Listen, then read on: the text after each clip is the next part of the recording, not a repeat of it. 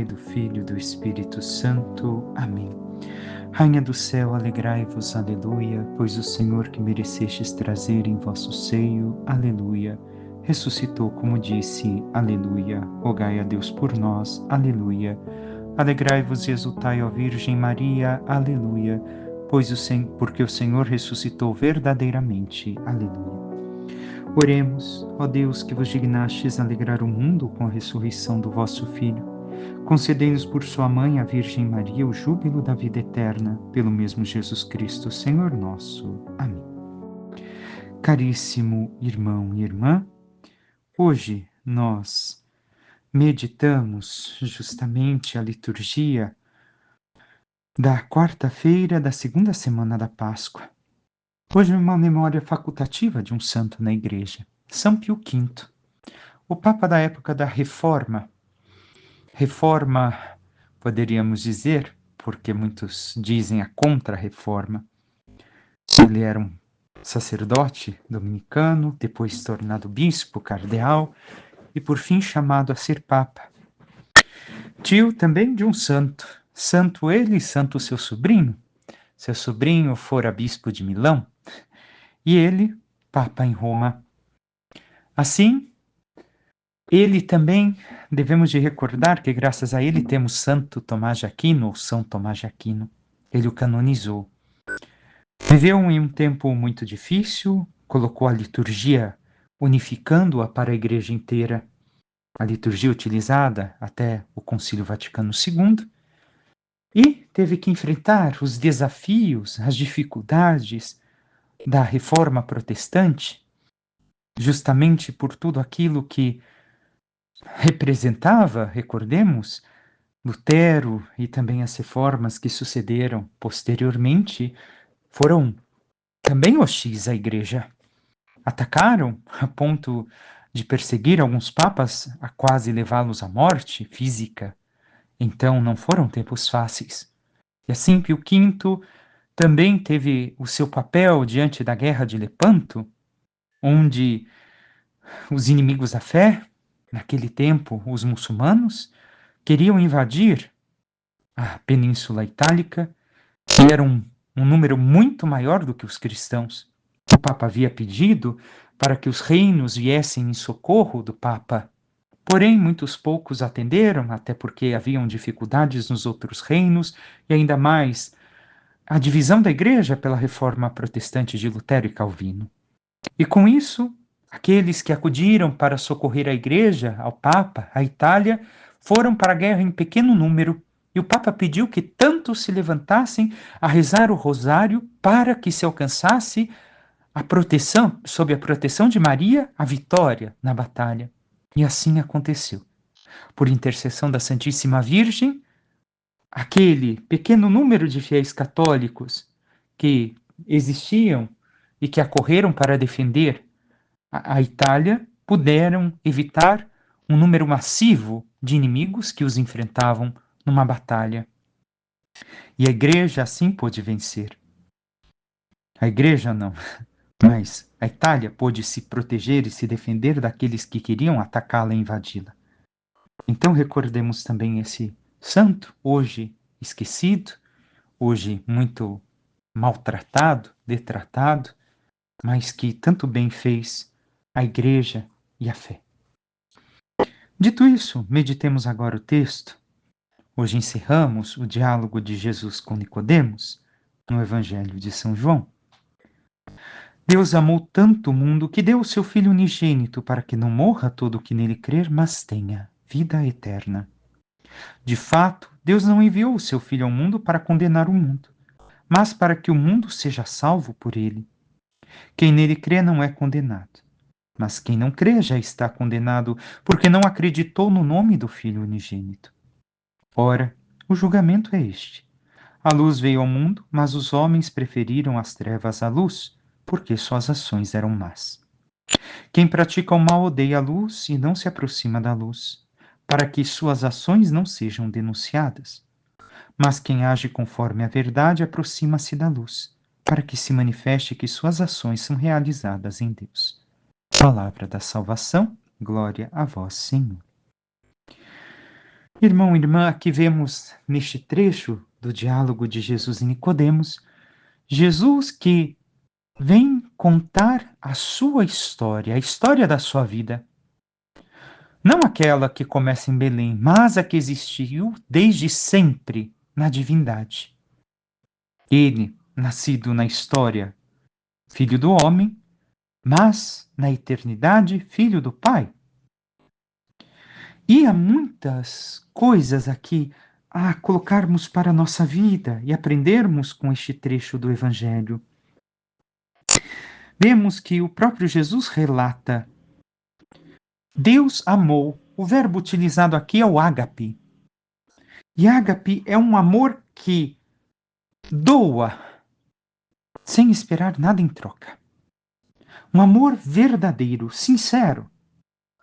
Então, esse é o amor de Deus para com o mundo, não enquanto aquilo que se opõe a Deus, mas enquanto aqueles homens que ali estão.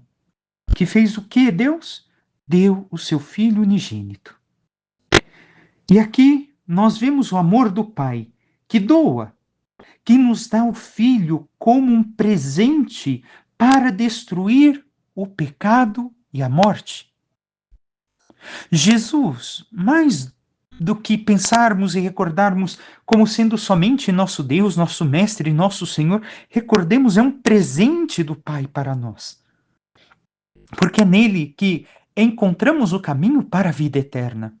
É nele que encontramos o necessário para sermos felizes, que iniciamos aqui e concluímos na eternidade. Mas temos realmente descoberto, vivido este presente do Pai, amado, aquele grande presente que o Pai nos deu para alcançarmos a salvação, a vida eterna. Nós ainda devemos viver com aquilo que Jesus continua dizendo. Jesus fala: não enviou o Filho ao mundo para condenar, mas para que seja salvo. Devemos de compreender aqui algo que Santo Tomás de Aquino vai dizer. Ele distingue o juízo para discernir e o juízo para condenar. O primeiro juízo é que o Messias está exercendo aqui, na sua vinda ao mundo, para discernir o bem do mal, as trevas da luz e o caminho certo do errado. E, assim, nós devemos de ceder à graça ou resisti-la. Aqui vai ser agora a nossa escolha. Não é somente o juízo final. São João está colocando aqui que o julgamento já começa nesta vida, com as escolhas que fazemos. Então, Jesus, o que São João está nos mostrando é o quê? Que Jesus está nos dizendo que com a fé, o homem, eu e você, podemos acolher a Jesus Cristo e deixarmos que Ele transforme, por amor, a nossa vida. Este amor que nós podemos conceber, contemplar e meditar desde a sua encarnação até o amor sublime que celebramos ainda há pouco no mistério da cruz.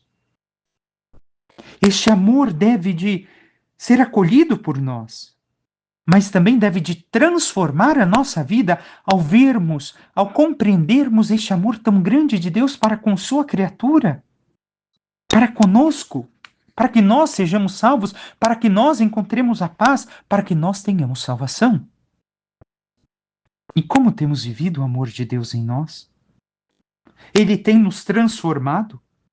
Ou só tem sido, mais uma vez, pergunto, uma ideia? Uma ideia que não muda nada na minha existência. Se nós pensamos assim, não compreendemos ainda o amor de Deus para conosco. Ainda devemos de compreender que é uma escolha fundamental acolher ou rejeitar Jesus. Nós devemos de fundamentar a nossa vida nisso. Ou acolhemos ou rejeitamos. E olhemos para a nossa vida como temos vivido. Sabemos o que o mundo faz. O mundo, cada vez mais, que preteso de uma falsa liberdade, rejeita a Jesus, rejeita a fé, colocando inúmeros defeitos na fé, na igreja, nos ensinamentos de Deus. Eu e você temos acolhido a fé, a Cristo, a seus ensinamentos e mudado a nossa vida? Ou temos rejeitado? Porque disso depende a nossa salvação. O amor de Jesus, que se revela, ao mesmo tempo nos julga. Esse amor não se impõe, propõe. Nos propõe a vida verdadeira, o amor ao Pai, a vida eterna, a glória da salvação. Mas depende da nossa escolha. Somos nós que escolhemos viver a proposta do amor de Jesus, a santidade, ou não. E assim vivermos a escatologia antecipada. Aqui, com a vida que temos, nós ou já estamos condenados, ou caminhamos para a salvação. Pela escolha de viver aquilo que Cristo nos ensina, ou rejeitar e abominar os seus ensinamentos. Mais uma vez, qual tem sido a nossa vida? O que a nossa vida nos diz? Irmão e irmã, a nossa vida nos diz muito. Somente a fé em Jesus pode nos livrar desta condenação. Com a observância dos ensinamentos, dos mandamentos do Senhor, e pela própria consciência de vivermos este amor que Jesus nos propõe. E Jesus ainda diz: quem pratica o mal odeia a luz e não se aproxima da luz, para que suas ações não sejam denunciadas. Mas quem age conforme a verdade aproxima-se da luz, para que se manifeste que suas ações são realizadas em Deus. Aqui algumas coisas que devemos de observar. A luz veio ao mundo, mas os homens preferiram as trevas. Por que os homens preferem as trevas? Por que eu e você preferimos as trevas? Porque o coração do homem é mau, é malvado por si só, é egoísta, é surdo à palavra e à vontade de Deus. E aqui Jesus está propondo uma moral, luz e trevas, uma proposta moral de vida, a escolha que fazemos. Então, as duas frases que li, o que o Jesus está querendo indicar? Que quem ama e pratica o mal evita e despreza quem ensina o bem, o que o mundo faz com os verdadeiros cristãos. Para não ser posto por descoberto em seus erros e suas culpas, e não ter de emendar-se e mudar a sua vida pecaminosa. Se nós começamos a caminhar na luz e queremos realmente que Cristo transforme a nossa vida, percebemos também nós que estamos errados, que estamos caminhando no egoísmo, no pecado, na inveja, qualquer coisa que seja que se oponha à palavra de Deus, que se imponha à santidade, que se opõe aos ensinamentos e aos mandamentos de Jesus. Porém, conforme nós percebemos a luz que nos ilumina, queremos ser iluminados e queremos que as trevas saiam de nós, por mais difícil que seja, por mais acomodados que estávamos nas trevas em que vivíamos. Esta é a proposta para nós. Olhamos para nós e reconhecemos como santos. Como eu estou vivendo isso ainda? Como posso eu estar ainda apegado a este pecado, a esse erro? E queremos cada vez mais sermos iluminados por Cristo e abandonarmos pouco a pouco tudo aquilo que nos afasta dele e que não eleva a nossa alma, não nos conduz a uma vida elevada de virtudes, uma vida sobrenatural. Mas nós realmente queremos ser iluminados por essa luz, incomodados por essa luz de Cristo? Ou nós Ao sentirmos incomodados por essa luz, queremos continuar nas trevas que vivíamos. A escolha é nossa. Jesus nos dá a liberdade, Deus nos dá a liberdade, mas disso depende a nossa salvação, da escolha que eu e você fazemos. Deus não quer que nos condenemos. Somos nós que, pela escolha de vida que fazemos, que decidimos nos condenar ou não. O Salmo nos diz no seu refrão: este infeliz gritou a Deus e foi ouvido. E essa é a verdade de nossa vida. Se nós gritamos a Deus e somos ouvidos, recordemos, por nós mesmos somos infelizes, porque escolhemos mal, vivemos mal, não vivemos a graça, escolhemos o pecado. Que possamos abandonar as trevas e caminhar na luz de Deus. Passemos agora à primeira leitura.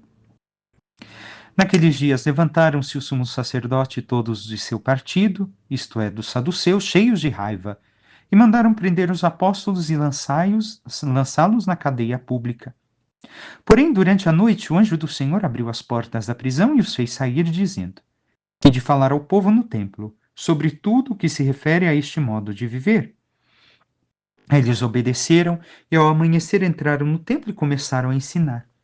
O sumo sacerdote chegou com seus partidários e convocou o sinédrio e o conselho, formado pelas pessoas importantes do povo de Israel. Então mandaram buscar os apóstolos à prisão. Mas, ao chegarem à prisão, os servos não os encontraram e voltaram dizendo: encontramos a prisão fechada com toda a segurança e os guardas estavam postos na frente da porta. Mas quando abrimos a porta, não encontramos ninguém lá dentro. Ao ouvirem essa notícia, o chefe da guarda do templo e os sumos sacerdotes não sabiam o que pensar e perguntavam-se o que poderia ter acontecido. Chegou alguém que lhes disse: os homens que vós colocastes na prisão estão no templo ensinando o povo. Então o chefe da guarda do templo saiu com os guardas e trouxe os apóstolos, mas sem violência, porque eles tinham medo que o povo os atacasse com pedras. O que vemos aqui? Mais uma vez, por causa do anúncio do Evangelho, a paixão, morte e ressurreição do Senhor, são levados à prisão os apóstolos. Eles não temem mais por sua vida.